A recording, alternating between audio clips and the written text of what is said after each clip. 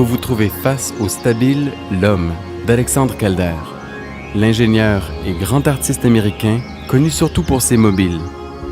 C'est l'International Nickel Company, producteur d'acier inoxydable, qui l'avait commandé à l'artiste.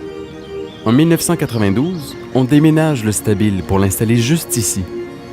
Mais au moment de l'expo, L'Homme est installé sur une grande esplanade, la place International Nickel.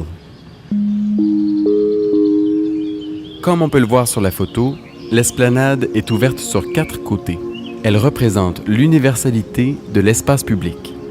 Un concept qui est cher aux artistes modernes de l'époque.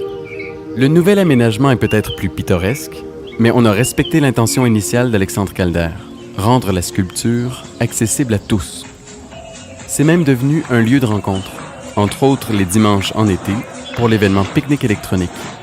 C'est juste ici, sous le Calder, que se retrouvent des centaines de personnes pour danser au son d'une musique électro. Julie Boivin, architecte à la Ville de Montréal. Le stabile est composé d'une centaine de plaques d'acier découpées, soudées et boulonnées qui reposent sur 6 points d'appui. Il pèse 43 tonnes. Il fait 21 mètres de haut, 22 mètres de large.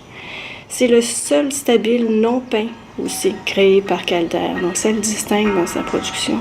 Car Linco voulait, par une œuvre d'art, faire la promotion des propriétés techniques et du potentiel d'expressivité de l'acier inoxydable.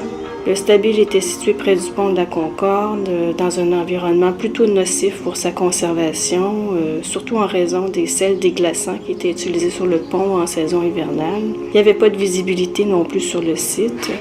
Donc, lors du réaménagement du site d'expo pour créer le parc des îles, il a été relocalisé sur une grande esplanade en bordure du fleuve.